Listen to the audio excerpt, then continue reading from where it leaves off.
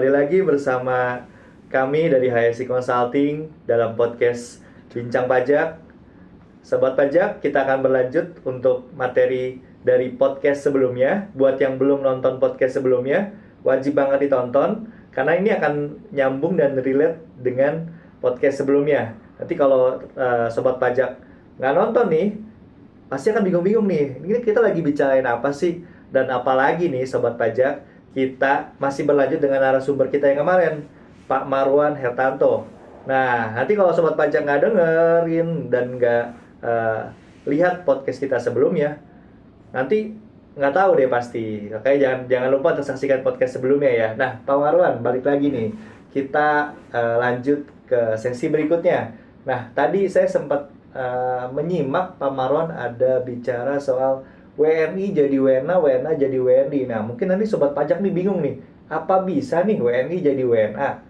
Atau kalau tadi kan kita udah podcast sebelumnya udah bahas WNA jadi WNI. Nah, kalau WNI jadi WNA, bisa nggak sih Pak? Dan apa sih yang indikatornya bisa membuat WNI menjadi WNA? Ada syarat-syarat atau ada kejadian apa gitu bisa membuat jadi WNA?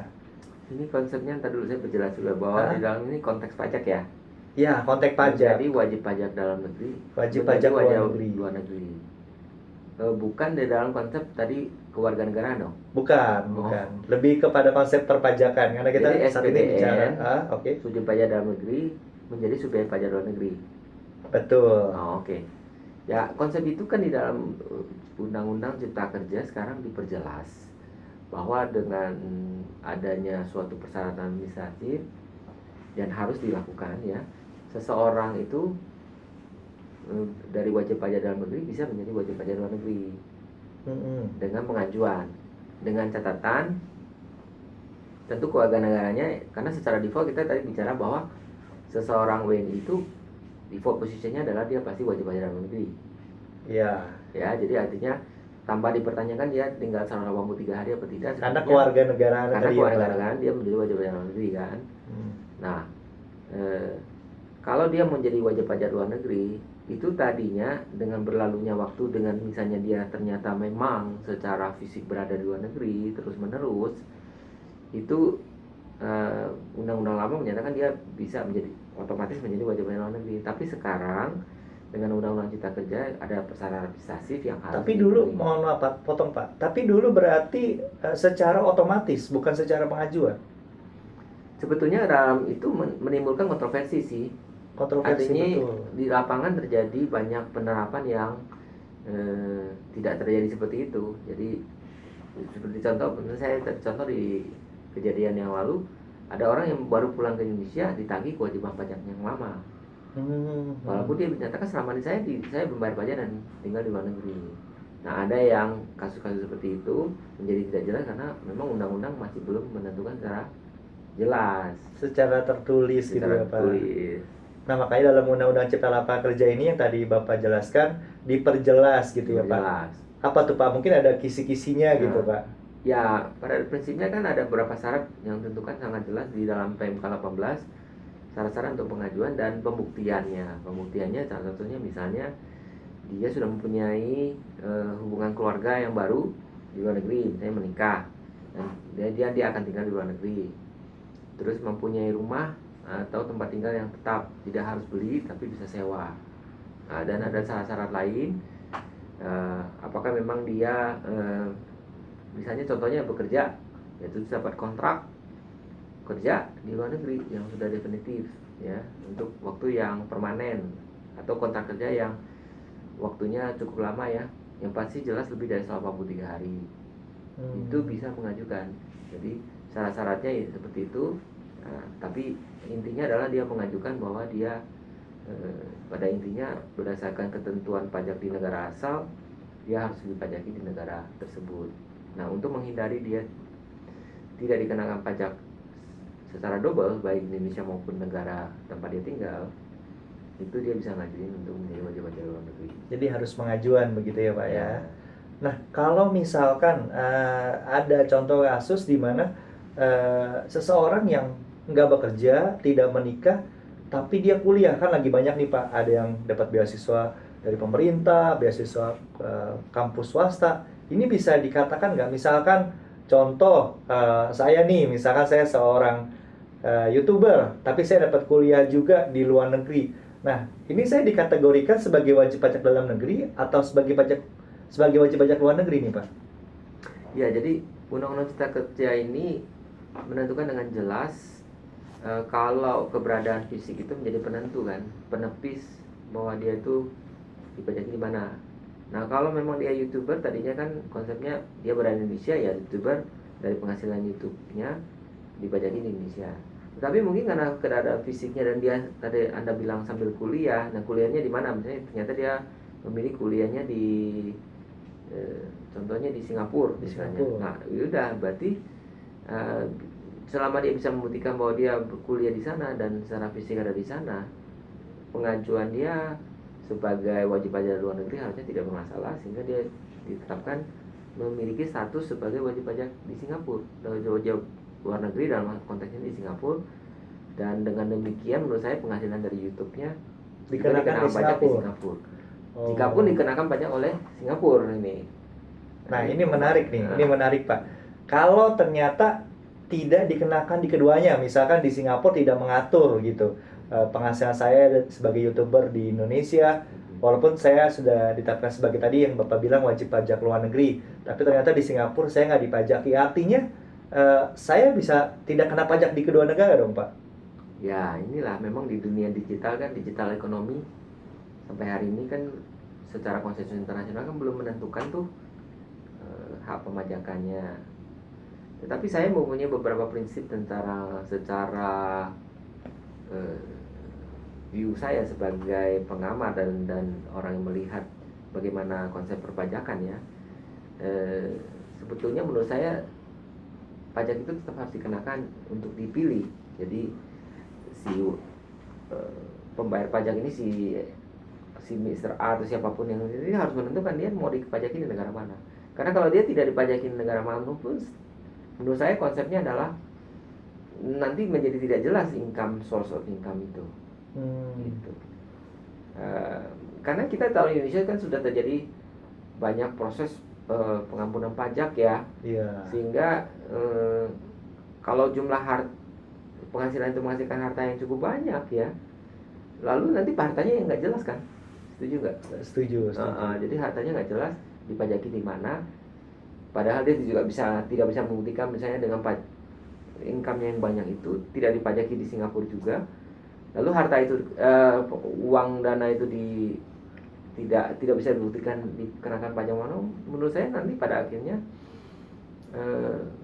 Indonesia bisa berhak mempertanyakan. Berhak juga untuk mungkin memajakinya kali ya, Pak? Saya kira bisa begitu. Ya, nanti bisa dilihat gitu ya, Pak ya? Ya. Karena sekarang bicara soal tax amnesty juga kan, Dirjen Pajak nih, mungkin sobat pajak juga udah pada tahu ya, Dirjen Pajak lagi merapikan database seluruh wajib pajak. Jadi sedikit pesan nih mungkin dari kami HSI Consulting, mungkin Mamoran juga setuju bahwa yuk mari kita sama-sama bantu negara untuk lebih lapor pajak lebih taat lagi untuk melapor pajak ya Pak. Sebagai konsultan kita juga mengapresiasi nih untuk sobat pajak yang sudah taat untuk lapor pajak, dan yang belum, nanti sobat pajak bisa diskusi juga dengan kita, posisinya seperti apa, bisa konsultasi juga. Nah, selanjutnya Pak, tadi saya juga sempat menyimak ada kata-kata wajib pajak. Ini kita bicara sebagai untuk wajib pajak untuk warga negara asing yang mau memilih sebagai wajib pajak dalam negeri. Tadi Pak Marwan sempat bilang yang mempunyai niat. Nah, niat ini kan abstrak nih Pak. Bagaimana cara kalau dari Undang-Undang Cipta Kerja, bagaimana cara membuktikan niat ini Pak? Oke. Ya, dalam undang-undang niat merupakan salah satu penanda awal, satu penanda bahwa sejak saat dia berniat, dia sudah menjadi wajib pajak dalam negeri. Nah, kata-kata niat ini memang menjadi subjektivitas ya. Jadi menurut saya mungkin dimaksud undang-undang bukan begitu ya. Jadi niat itu harus dibuktikan secara sesuatu yang administratif dan tertulis menurut saya secara formal. Contohnya misalnya dari keimigrasian, mereka sudah datang dari awal bukan sebagai turis visa misalnya. Kemudian datang sudah ada bisnis visa jangka panjang, kemudian mungkin juga langsung udah pengajuan sebagai tenaga kerja asing, itu tanda-tanda niat ya. Jadi bukan niat dalam arti hanya suatu harapan atau apa yang sifatnya subjektif ya. Jadi ini pasti harus ada pembuktian dari niatnya bahwa mereka atau si wajib pajak tersebut dari luar negeri itu sudah datang karena dia sudah memperoleh kontrak kerja atau penugasan dari negara asalnya untuk menduduki jabatan posisi tertentu di perusahaan yang menugaskan mereka ke Indonesia. Gitu. Jadi niatnya itu harus ada sesuatu yang formal. Nah, karena niat itu nanti dibedakan dengan berlalunya waktu. Dalam kontrasnya begini kira-kira, ada orang yang datang ke Indonesia, kemudian dia belum berniat nih. Dia belum berniat kenapa? Waktu datang baru sifatnya hanya lihat-lihat. Atau kunjungan sosial, bisa aja melakukan social visit di Indonesia, lalu mencoba mencari-cari peruntungan, ternyata cocok dengan iklim, dengan suasana kerja dan sosial budaya, tertarik dengan Indonesia. Itu belum berniat. Tetapi dengan berjalannya waktu sudah melewati 183 hari. Nah, itu baru niatnya itu baru timbul pada akhir-akhir dengan berlalunya waktu. Nah, itu belum berniat. Nah, itu nanti yang dikontraskan dengan niat yang dari awal. Niat dari awal itu sudah, karena secara definitif apapun yang terjadi, dia sudah datang dari hari pertama untuk berniat bekerja dan tinggal di Indonesia. Tinggal di Indonesia, ya, betul. Nah, berarti kalau yang tadi Bapak ilustrasikan bahwa ada orang yang datang ke Indonesia, terus kemudian setelah mungkin melihat sana sini dan berniat nih mau bekerja di Indonesia, berarti dalam konteks tadi yang insentif 4 tahun tuh gimana tuh Pak? Oh, kalau insentif 4 tahun itu saya kira memang harus profesi-profesi yang sudah jelas ya. Yang sudah jelas. Ya. Balik seperti kayak tadi pembicaraan di podcast awal ya, ada beberapa profesi yang diatur gitu ya Pak. Itu mungkin lebih cocok ke niat, untuk niat dari awal ya, dia sudah bekerja di bidang-bidang tertentu yang persyaratkan oleh undang-undang. Di PMK 18 jelas sekali ya. Dan di situ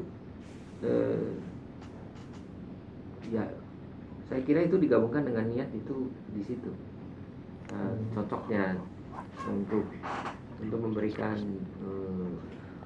pengecualian keistimewaan itu.